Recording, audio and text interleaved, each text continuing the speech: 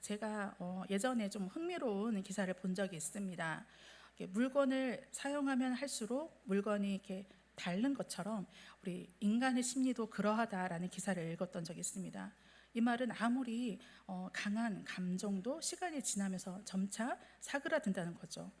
우리 마음도 물건처럼 사용하면 사용할수록 닳는다는 말입니다. 기사에서는 이것을 표현하는 그 행복 심리학 용어로 쾌락 적응이라고 하는데요. 이 말은 특정한 경험에서 느끼는 행복감은 그것이 반복될수록 줄어든다라는 것을 의미한다고 합니다.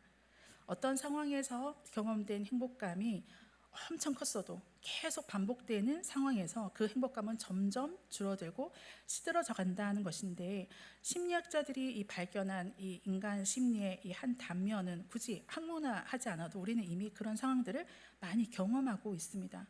처음에 너무 신나고 즐겁고 좋았던 일들도 계속 반복하면 할수록 별 감흥이 없어지고 시큰둥해지는 그런 경험들은 다 있으실 텐데요. 그런데 놀랍게도 이런 반복되는 상황에서도 행복감이 줄어들지 않는다는 것이 있다고 합니다. 줄어들지 않는 행복감이 있다니, 그러면 매일매일 행복하고 싶으면 그 행복감이 줄어들지 않는 그 일을 계속하면 되겠다 싶은데요. 반복되는 상황에서도 행복감이 줄어들지 않는 것은 바로 주는 기쁨에서 얻는 행복감이다라고 기사가 전하고 있습니다. 반복해서 다른 사람들에게 같은 선물을 주는 사람이 같은 선물을 반복해서 받는 사람에 비해서 행복감이 줄어들지 않거나 아주 훨씬 더디게 줄어든다는 연구 결과가 있다고 하는데요. 특별히 기부를 하는 경우를 연구해 보니까 기부하는 횟수를 거듭해도 계속해서 신선하고 즐거운 느낌을 갖게 된다는 걸 확인했는데, 심지어 똑같은 사람에게 똑같은 방식으로 하는 기부의 경우에서조차 마찬가지였다고 합니다. 그런데 사실 우리는 이렇게 주는 것이 얼마나 기쁜지 살면서 많이 경험해 봤습니다. 심지어 줄수록 기쁨이 커지는 경우도 많지 않습니까? 부모가 자녀에게 사랑을 줄 때 줘도 아깝지 않고, 또 오히려 더 줄수록 행복한데, 또 그것은 사랑하는 연인 사이에서도 마찬가지죠. 좋은 거 보면 사주고 싶고, 이것도 해주고 싶고, 저것도 해주고 싶고, 이런 마음이 누가 시켜서 이렇게 나오는 것이 아니라 그냥 막 저절로 나오고, 또 그리고 그것을 실제로 해줄 때 얼마나 기쁘고 행복한지 경험해 본 사람들은 다 알고 있는 사실입니다. 그런데 오늘 본문에 나오는 바울도 그렇지 않나, 저는 그렇게 생각이 들더라고요. 오늘 말씀을 보면 바울의 삶이 험난한 삶처럼 보여서 안타까운 그런 마음들이 드는 사람들이 많이 있을 겁니다. 그렇지만 막상 바울 자신은 마지막까지 이 행복감으로 충만했겠구나라는 생각이 드는데요.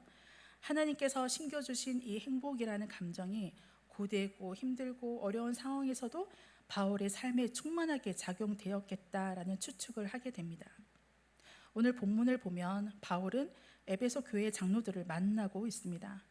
바울은 에베소 교회를 정말 많이 사랑했는데요. 그래서 예루살렘으로 가는 길에 그들을 너무 만나고 싶었지만 시간이 여의치 않아서 에베소 교회를 방문하지 못하고 그 교회의 장로들을 불러서 만나게 되었습니다. 이 장로들은 3년 정도 에베소에서 열심히 함께 사역한 동역자들이었습니다. 그리고 이들을 만난 바울은 그들에게 바울 자신이 소유하고 있는 가장 소중하고 가치 있는 그 유산을 전해주시지 고별 설교를 통해서 그들에게 전수해주고 있습니다. 먼저 자신의 삶이 어떠했는지 18절에서 22절까지 이렇게 말하고 있는데요. 에베소 교회에서의 자신의 사역의 원리는 겸손과 눈물이다 라고 하면서 공중 앞에서나 또 개인적인 그런 신방에서나 믿음의 유익한 교훈들을 주저없이 가르쳤다라고 강조하면서 말하고 있습니다. 그러면서 그러한 삶은 지금도 그렇지만 이후에도 그럴 것이다 라며 선언하죠. 남은 사역을 위해서 자신의 목숨까지 아끼지 않겠다라고 하면서 사역자로서의 자신의 각오를 피력하고 있습니다. 우리 함께 22절에서 24절 말씀을 다시 한번 읽어보겠습니다. 보라, 이제 나는 성령에 매여 예루살렘으로 가는데 거기서 무슨 일을 당할는지 알지 못하노라. 오직 성령이 각 성에서 내게 증언하여 결박과 환난이 나를 기다린다 하시나, 내가 달려갈 길과 주 예수께 받은 사명 곧 하나님의 은혜의 복음을 증언하는 일을 마치려 하면은 나의 생명조차 조금 더 귀한 것으로 여기지 아니하노라. 아멘. 바울은 알고 있죠. 예루살렘으로 이렇게 들어가면 결박과 환란이 있을 것이다 라는 것을 압니다. 하지만 그럼에도 불구하고 이에 당당히 그 길을 걸어갈 것임을 말하죠. 사실 우리 눈앞이 캄캄해서 아무것도 보이지 않고 나의 미래가 불투명한 그런 가운데 있다라고 할 때 우리 발걸음 한 걸음 떼기가 쉽지 않습니다. 하지만 앞으로 내가 어떤 상황에 놓일지 바울처럼 이렇게 특히 너무 안 좋은 상황이 될 것이 눈앞에 너무 훤히 보일 때도 한 걸음 떼기가 안 보일 때보다 더더욱 어려운 것 같아요. 실제로 그는 예루살렘에 들어가서 하나님께서 그에게 맡기신 마지막 사명이 시작됩니다. 하지만 그는 앞으로 자신이 어떻게 될지 알지만 끝까지 하나님께서 그에게 주신 모든 시간과 또 장소 가운데 지금까지 달려왔던 것처럼 19절에서 21절 말씀 그대로의 삶을 보여주면서 자신의 삶을 다했습니다. 19절에서 22절 말씀을 함께 읽어보겠습니다. 곧 모든 겸손과 눈물이며 유대인의 관계로 말미암아 당한 시험을 참고 주를 섬긴 것과 유익하는 것은 무엇이든지 공중 앞에서나 각 집에서나 거리낌 없이 여러분에게 전하여 가르치고 유대인과 헬라인들에게 하나님께 대한 회개와 우리 주 예수 그리스도께 대한 믿음을 증언한 것이라. 아멘. 모든 겸손과 또 눈물과 유대인의 관계로 말미암아 당한 시험을 참으며 주를 섬기는 바울은 공중 앞에서나 또 어디서나 주 예수를 증거하는 삶을 끝까지 살았습니다. 그런데 그 길을 22절 말씀처럼 성령에 매여 간다라고 말하고 있는데요. 이 말은 성령에 매였다고 해서 억지로 막 끌려가는 것이 아니라 성령의 그 강권하심을 따르면서도 자신 또한 그 길을 가고자 하는 열망으로 당당히 그 길을 갈 것이라는 것이죠. 그의 가장 큰 목적은 어떤 상황 속에도 자신의 목숨을 지키는 것이 아니라 어떤 상황이라 할지라도 자신의 목숨을 내어놓으면서까지도 주님의 복음을 전하는 것이다 라는 것입니다. 그래서 그의 마음은 이미 로마로 가고자 하는 비전으로 가득 채워져 있습니다. 그 비전이 또 그 사명이 그 어떤 대가 지불도 마다하지 않고 그를 이끌고 있는데요. 이 모습은 마치 십자가를 향해 나아가시는 예수님을 너무나 닮아 있습니다. 특별히 24절에서는 고난과 환란이 자신 앞에 기다리고 있음에도 불구하고 자신의 길을 굳건히 걸어가겠다는 이 바울의 강한 사명의식을 나타내주고 있는데, 달려갈 길이란 것은 바울 자신이 지금까지 걸어왔고 또 앞으로 걸어가야 할 사명자로서의 길을 가리킵니다. 궁극적으로는 성령이 자신의 마음속에 심어준 복음을 증거하는 사명자의 길이고, 또 구체적으로는 예루살렘과 로마를 향해 가고 있는 길입니다. 그리고 이 길을 가면서 바울은 주 예수께 받은 사명, 즉 하나님의 은혜의 복음을 증거하는 일, 또 예수의 보혈을 그 공로를 믿기만 하면 누구나 천국을 소유하게 된다는 이 복음을 전하는 일꾼임을 본인이 자처하면서, 그러면서 사랑하는 에베소 교회 장로들과 성도들에게, 그리고 바울 이후의 모든 성도들에게 바울과 같은 사명으로 하나님의 은혜의 복음을 증거하는 일에 초대하며 권면하며 또 요청하고 있습니다.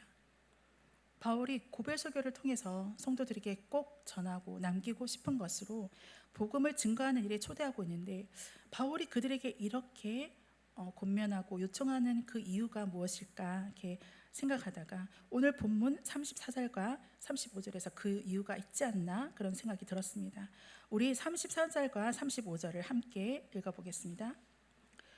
여러분은 아는 바와 같이 이 손으로 나와 내 동행들이 쓰는 것을 충당하여 범사에 여러분에게 모범을 보여준 바와 같이 수고하여 약한 사람들을 돕고, 또 예수께서 친히 말씀하시는 바 주는 것이 받는 것보다 복이 있다 하심을 기억하여야 할지니라. 사명이란 단어는 원어 성경에서 그 사용된 그 단어의 의미를 이해하다 보면 직분이라는 뜻이 있습니다. 그런데 이 말은 그냥 직분이 아니라 특히 다른 사람을 섬기는 직분을 가리킬 때 사용되었습니다. 그래서 바울의 사명을 정리해 보면 바울은 자신의 그 복음을 통해서 다른 사람을 섬기도록 하나님으로부터 부름 받았다라는 그 분명한 소명 의식을 가지고 있었다라고 생각해 볼 수 있습니다. 바울은 에베소 장로들이 지난 3년 동안 직접 그들의 두 눈으로 본 바와 같이 자신의 물질에 대한 탄심 없이 동료와 또 교회의 그 필요들을 채우고 약하고 가난한 사람들을 도왔던 것을 말하면서 자신을 본받으라고 하고 있습니다. 하나님의 비밀인 복음을 깨달은 바울이 그들에게 입으로만 가르친 것이 아니라 직접 삶으로 가르쳤던 것을 그들이 그대로 본받아서 앞으로 주는 삶으로 받는 삶이 아니라 주는 삶으로 더욱 복되게 살기를 소망하고 있는 것이죠. 지금 바울은 1분 1초가 아깝습니다. 이 천금 같은 귀한 시간에 고별 설교를 하면서 사랑하는 사람들에게 이런 삶을 권면하고 또 요청하고 있다라고 하는 것은 그만큼 이 권면의 말씀이 신앙의 정수 같은 말씀이다라는 생각이 들 수밖에 없는데요. 무엇보다 바울의 이 권면의 핵심에는 바로 예수 그리스도의 말씀에 있기 때문에 더욱 그러합니다. 바울은 이렇게 말하고 있죠. 예수님이 이것을 친히 말씀해 주셨다. 주는 것이 받는 것보다 복이 있다. 그렇게 예수님의 말씀을 전하면서 바울이 보여준 그 모본의 삶으로 에베소 장로들과 또 그 성도들과 이후의 모든 믿음의 성도들에게까지 기억하게 하고 또 권면하고 있는 것입니다. 주는 것이 받는 것보다 복이 있다라는 예수님 말씀은 성경에 기록되어 있지는 않는데요. 아마도 구전되어 온 예수님의 말씀이거나 바울이 직접 예수님으로부터 받은 말씀으로 간직하다가 들려준 말씀이 아닐까 싶습니다. 어쨌든 그렇게 바울이 자신의 고별 설교를 마무리하는 것을 볼 때 주는 것이 받는 것보다 복이 있다는 그 예수님의 말씀은 현실적으로도 더욱 묵직하게 우리들에게 다가오는 것 같습니다. 바울이 늘 항상 사명자로 또 다른 사람을 섬기는 자로 복음을 증거하는 삶으로 그래서 필요한 것들을 직접 수고하여서 충당하며 동행들의 필요도 충당해 주면서 약하고 또 가난한 자들을 돕는 자로 평생을 그렇게 주는 삶으로 살아왔는데 주는 삶으로 살아온 바울의 손은 어떠했을까요? 아마도 매우 거칠고 상처투성이의 손이었을 것 같습니다. 그렇지만 그 손은 아주 특별한 손이 아닌가요? 바로 영광의 상처가 그 두 손 안에 담겨 있기 때문입니다. 그 영광의 상처는 또 바로 천국이 아닐까 하는데요. 예수님께서는 천국은 마치 이와 같다라고 가르쳐 주신 비유가 있잖아요. 그 비유 속에 바울의 그 두 손 안에는 그 밭에 감추인 보화가 이렇게 담겨 있지 않을까 생각하게 되었습니다. 잠깐 이 비유를 설명하면 이렇죠. 한 농부가 밭을 막 일구다가 그 안에 있는 보화를 발견합니다. 예수님 당시에는 전쟁이랑 또 위험이 너무나도 심해서 땅에다가 귀중한 재물들을 많이 묻어두었었는데 그 주인이 전쟁이나 질병으로 그냥 죽을 수도 있잖아요. 말도 하지 못한 채로. 그렇게 되면 그 묻힌 보화는 주인 없이 그 누구도 모른 채 감추어진 보화가 되고 마는 것입니다. 그러다가 이후에 이런 보화들이 종종 발견되었다고 해요. 그래서 예수님이 이런 비유를 드신 것 같습니다. 예수님 비유 속 농부도 이 보화를 발견한 것입니다. 그래서 기뻐서 어쩔 줄 몰라 하고는 자기 집에 그 모든 것을 팔아서 그 밭을 삽니다. 도덕적으로 생각해 보면 그 밭주인한테 보화가 있다고 말해야 되지 않나 그렇게 생각도 할 수 있겠지만 예수님의 이 비유는 도덕을 가르치는 말씀이 아니고 천국이 마치 이와 같다라고 말씀하시는 것이죠. 예수님께서는 세례 요한의 때부터 지금까지 천국은 침노를 당하나니 침노하는 자는 빼앗느니라 하고 마태복음에서도 말씀하시기도 하셨습니다. 어찌됐든 사람들은 농부가 그 밭을 왜 사는지 모릅니다. 왜냐하면 보화가 감추어졌기 때문이죠. 그래서 그 농부를 이해하지 못했을 거예요. 아니 도대체 그 밭이 뭐라고 모든 재산을 팔아서 사냐 그러면서 수군거릴 수도 있습니다. 하지만 농부는 그동안 자기가 모아놓은 모든 것을 내놓고 그 밭을 삽니다. 왜냐하면 감추인 보화를 그는 발견했기 때문이죠. 그런데 세상도 우리를 향해서 그와 같이 말합니다. 아니 그 길 말고도 좋은 길, 또 안락한 길이 있는데 굳이 돈도 안 되고 누가 알아봐 주는 것도 아닌데 왜 그 길을 가느냐고 합니다. 또 오늘같이 수요일에 날씨도 너무 좋은데 좋은 곳도 많은데 뭐하러 이런 곳에 와서 뭐하고 있느냐? 그렇게 말할 것입니다. 하지만 그것은 세상이 감추인 보화, 감추인 복을 모르기 때문이죠. 감추인 보화를 발견한 농부가 그 밭을 꼭 사야만 했던 것처럼 감추인 복을 발견한 사람은 기어이 그 복을 사고야 말 것입니다. 하나님께서는 우리를 복으로 부르셨고 또 복의 통로로 부르셨습니다. 우리는 먼저 이 복을 발견한 사람들이고 그래서 그 보화가 감추어진 그 밭을 기어이 산 사람들이고 복을 누리고 또 전해주는 사람들입니다. 사랑하는 성도 여러분, 주는 것이 받는 것보다 복이 있다라는 예수님의 말씀에 우리의 모습들을 돌아보면서 정말 나는 이 복을 소유한 사람인가? 라는 질문을 하게 됩니다. 나는 과연 이 복을 사명을 다해서 누리고 또 사명을 다해서 전해주고 있는가? 나는 주의 부르심에 끝까지 달려갈 마음이 정말 있는가? 그 복된 삶이 나에게 있기를 정말 간절히 소망하고 있는가?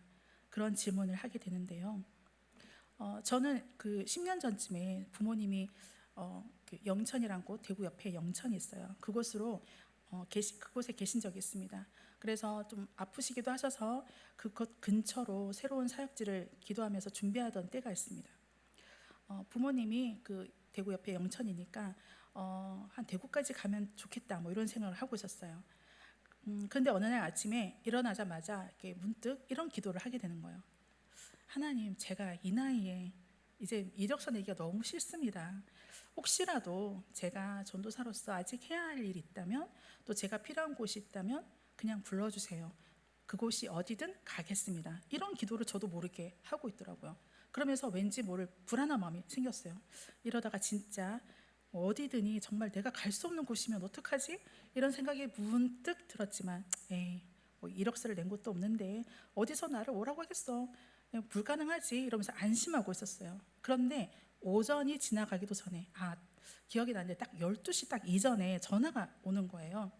어떤 교회에서 저를 필요로 한다는 것이죠. 오라는 거예요. 우와, 이 나의 기도에 이렇게 바로 응답이 온다고? 막 너무 놀랍기도 하고 막 기쁘기도 하고 한데 이야기를 나눠보니 그곳이 제가 딱 마지노선이라고 생각했던 지역 대구였거든요. 그 대구 정도까지는 갈 수 있겠다 이렇게 생각했는데 더 먼 지역이었어요. 부산 옆에 있는 김해라는 도시입니다. 이건 아니지 싶었어요. 그리고 거기다가 유치부를 맡아야 한다는 것이에요. 근데 제가 그때까지 미취학부를 한 번도 한 적이 없었거든요. 못할 것만 같았습니다. 내가 유치부를 할 수 있을까? 그 아이들 언어를 내가 잘 모르는데 말도 안 통하고 어떻게 아이들과 소통하면서 말씀을 가르치지? 어떻게 말씀을 전해야 되지? 너무 고민도 되고 자신도 없어서 안 하고 싶더라고요. 그냥 안 하겠습니다. 못 가겠습니다라고 말하고 싶은데 기도를 아침에 그렇게 해놨잖아요.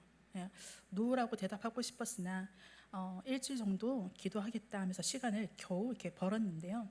근데 기도하면서 이런 장면이 이렇게 떠오르는 거예요. 그러면서 묵상을 하게 되었습니다. 하나님이 어느 날 저에게 문을 탁 열어주시는 거예요. 우와, 기대감을 가지면서 딱 봤더니 문 너머로 보이는 세상이 너무너무 가시밭길인 거예요. 정말 그런 가시밭길도 없는 것 같아요. 그래서 저는 그걸 보면서 이런 생각을 합니다. 그래, 이 문을 조용히 닫고 또 다시 두 번째로 열어주시는 문으로 한번 봐야겠다 이런 생각을 하고 있는데 그러면서 그 첫 번째 문을 조용히 닫으려고 하는 저를 보게 됐어요. 근데 그러면서 바로 이런 생각이 들더라고요. 하나님께서 열어주신 첫 번째 문이 가시밭길인데 두 번째 문이라고 다를까? 더더 가시밭길일 수도 있잖아 이런 생각이 들면서 그래, 하나님께서 첫 번째로 열어주신 그곳이 나에게 가장 최선의 길이겠지라는 생각이 들었습니다. 아마도 하나님께서 저보고 그곳에 가라고 그런 생각을 주신 것 같아요. 그래서 저는 좀 고민은 했지만 오라고 한 그 교회 부르심에 달려갔는데요. 그 교회에서의 사역을 다 끝내고 나올 때 바로 이 장면이 다시 떠오르더라고요. 생각이 났습니다. 그러면서 제 마음에 이런 고백이 흘러나왔습니다. 가시밭길인 줄 알았는데 돌아보니 가시밭길이 아니라 꽃길이었구나 라는 것을 깨닫고 성도님들한테 좀 말씀드리고 막 같이 이런 것을 나누기도 했었는데요. 내 눈에는 분명히 가시밭길로만 보였는데 이렇게 딱 돌아보니까 나를 꽃길로만 인도하셨구나. 아니, 하나님께서 꽃길이 되게 하셨구나, 복되게 하셨구나라는 것을 깨달았습니다. 할 수 없을 거라고만 생각했던 유치부도 사역을 해보니까 너무 재밌고 또 아이들이 너무 사랑스럽더라고요. 그 아이들을 통해서 하나님의 사랑을 더 받을 수 있었던 것 같습니다. 그래서 또 이렇게 생각했어요.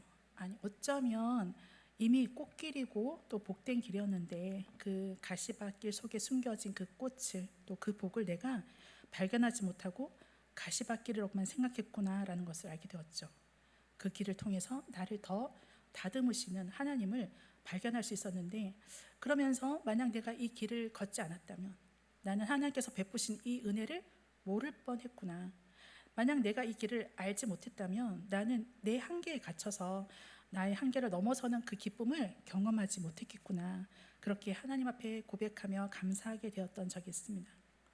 사실 여기에 이 자리에 있는 우리 모두는 이렇게 하나님의 인도하심과 부르심의 이곳에 있습니다. 돌아보면 지금까지 내 환경과 또 관계나 또 이런 모든 것들이 만족스럽지 못한 상황이 허다했을 것입니다. 하지만 하나님께서는 그 환경과 또 상황과 관계를 통해서 하나님의 자녀로 가장 잘 빚어주도록 주께서 나에게 베푸신 길이었고, 또 사실 돌아보면 어떤가요? 여전히 상처가 되고 또 힘들 수도 있겠지만 그 길을 겸손과 또 눈물과 시험을 견디며 지나온 그 영광의 상처이지 않겠습니까? 그때 그 길에서 빚어진 내가 지금 이 자리에 우리가 다 이렇게 있는 것이고, 그래서 지금 이 자리에 있음이 그저 은혜임을 고백하지 않을 수 없습니다. 그래서 바울이 에베소 교회 장로들을 향해서 또 성도들을 향해서 이 복을 소유한 성도들에게 마지막으로 꼭 나누고 싶은 말은, 바울이 가시밭길 같이 보이는 이 길을 마다하지 않고 한계를 넘어서 사명을 마치기 위해 달려가는 그 삶을 통해서 예수님이 말씀하신 그 주는 것이 받는 것보다 복이 있다는 것을, 그 삶을 자신이 너무나도 분명하고 확실하게 경험했다는 것입니다.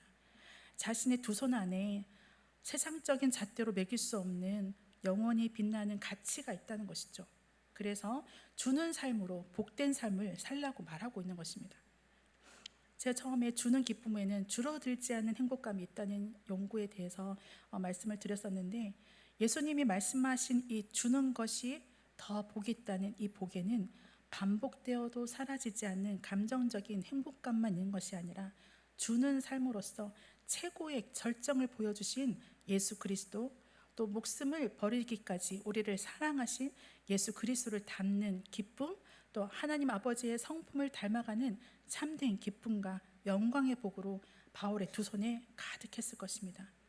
세상에 볼 때는 그 가문에, 그 학벌에, 그 능력에 바울이 쓸데없이 고되고 험한 길을 달려간다, 그렇게 가볍게 판단했겠지만 밭에 감추인 보화를 발견하듯이 다메섹 도상에서 예수님을 분명하게 만난 바울은 그 길을 끝까지 달려갈 뿐만 아니라 목숨을 아끼지 않고 사명을 다해 또 사명을 마치겠다는 그 결단과 각오로 나아갈 수 있었습니다. 잠시 우리가 잘 알고 있는 욥의 인생을 살펴봐도 그렇죠. 욥이 당한 그 알 수 없는 고난, 그 험난한 길, 그 고난의 그 끝 너머에는 이전의 부요보다 더한 부를 소유하고 이전의 자녀보다 더 아름다운 자녀들을 보게 되었죠. 그렇다고 그것으로 그에게 이전의 자녀들로 인한 슬픔이나 상처가 완전히 사라졌을까요? 아마 그렇지는 않았을 것입니다. 이전의 자녀들로 마음이 괴롭고 어렵기도 했을 것입니다. 우리 유년부 친구들에게 욥을 설교할 때 아이들이 이렇게 말하더라고요. 전도사님, 차라리 그 고난을 안 받는 게 더 나은 것 같아요. 그 전이 더 나은 것 같아요. 아들, 딸 다시 얻고 재산이 더 많은 것보다 고난 안 받고 이전으로 그냥 있는 게 더 좋아요. 그렇게 말하는 거예요. 맞습니다. 어린 아이들도 다 아는 세상 논리죠. 하지만 성경은 말씀합니다.